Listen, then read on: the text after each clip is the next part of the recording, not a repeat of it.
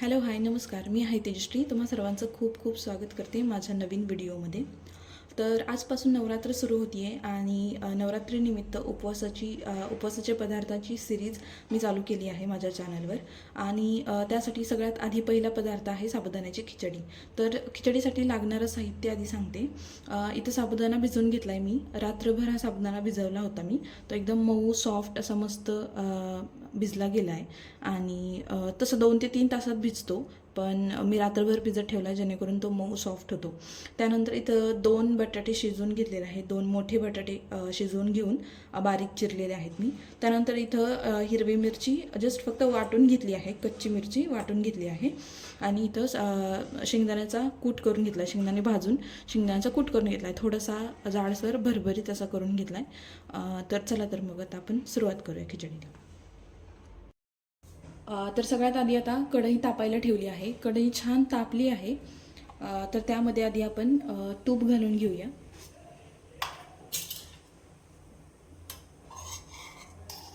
तर इथं 2 चमचे तूप घालून घेते मी.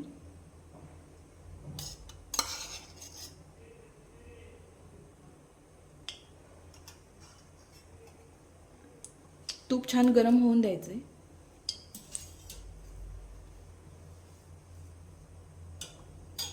तूप गरम व्हायला थोडा वेळ लागतो.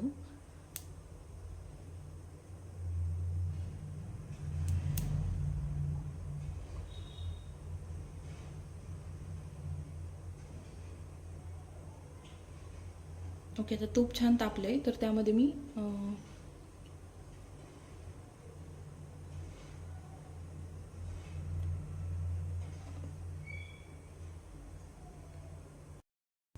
ओके, आता तूप छान तापलंय तर त्यामध्ये मी आता मिरची परतून घेते. जी मी मिरची इथं वाटून घेतली होती ती परतून घेते.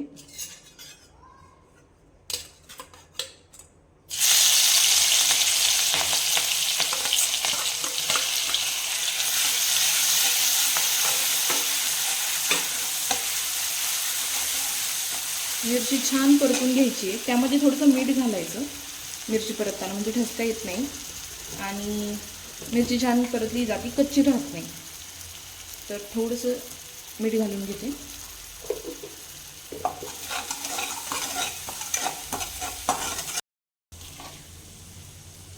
साबुदाणा परतून घेऊया.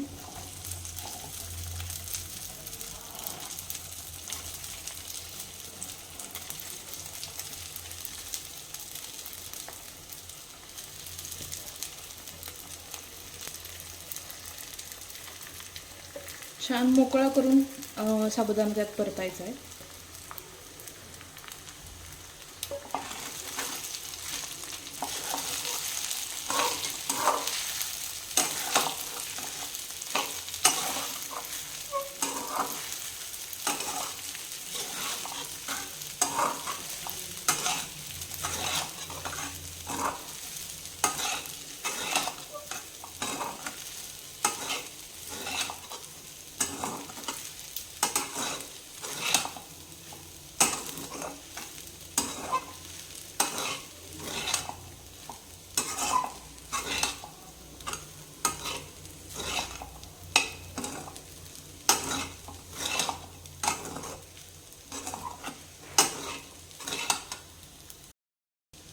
आता मी गॅस मंद आचेवर गॅसच्या मी साबुदाणा छान परतून घेतला आहे तुपामध्ये आणि मिरचीमध्ये. छान एक 10 मिनटं साबुदाणा परतल्यानंतर त्यानंतर आपण हा जो बटाटा आपण शिजवून घेतला होता तो घालून घेऊया, म्हणजे तोही छान परतला जाईल. किंवा कधी कधी आपण बटाटा मिरची परततो तेव्हा सुद्धा घातलं तरी चालेल, तेव्हाही तो छान परतला जातो. बटाटा जर सॉफ्ट एक अगदी शिजला असेल तर तो उशिरा परतला तरी चालतो, सगळ्यात शेवटी परतला तरी चालतो.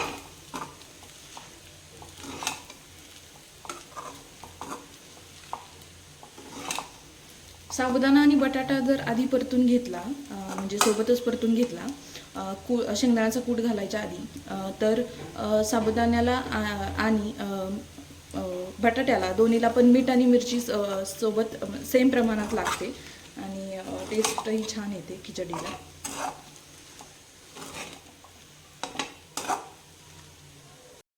आता हे छान बटाटा आणि साबुदाणा मी मिक्स करून घेतले, परतून घेतले 10 मिनिट. आता त्यामध्ये आपण शेंगदाणे जे वाटून घेतले होते, शेंगदाण्याचा कूट करून घेतला होता ते घालून घेऊ आणि तोही छान परतून घेऊया. लागेल तसा घालू आणि मग परतत राहू.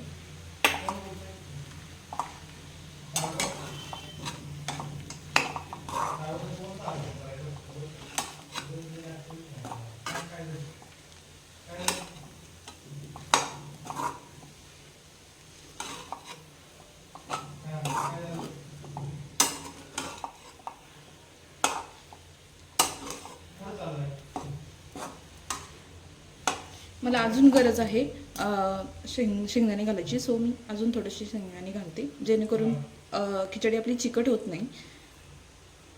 सो असं थोडं थोडं अंदाजानुसार घालून घ्यायचं. खिचडी अशी छान मोकळी झाली पाहिजे, जास्त चिकट नाही झाली पाहिजे. त्यासाठी शेंगदाण्याचा कूट हा मापात घालायला लागतो. खिचडीचा कलर तुम्ही शेंगदाणे कसे भाजताय त्यावरती येतो. जर तुम्ही डार्क शेंगदाणे भाजले असतील तर खिचडीला कलर थोडा डार्क येतो.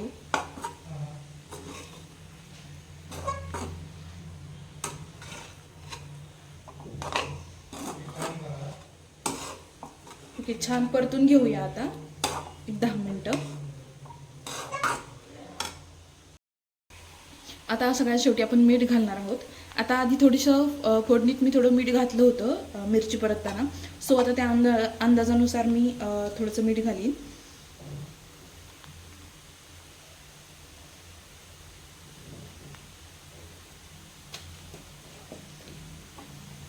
आता मिक्स करून घेते, पुन्हा परतून घेते छान.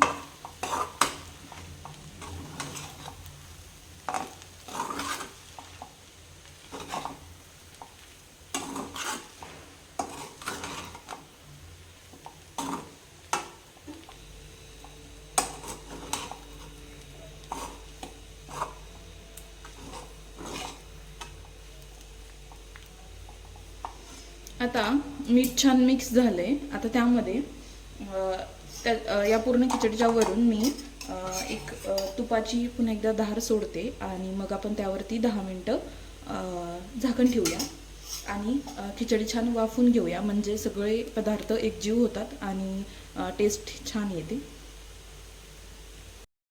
ओके, आता आपण बघूया खिचडी छान वाफरली असेल. येस, छान वाफरली आहे. मस्त मिक्स करूया पुन्हा एकदा. येस, आणि आपली खिचडी आता रेडी आहे. ती मी सर्व करून घेते. मस्त अशी गरमागरम साबुदाण्याची खिचडी रेडी आहे, उपवासासाठीचा पदार्थ. कशी वाटली रेसिपी? एकदम साधी सोपी.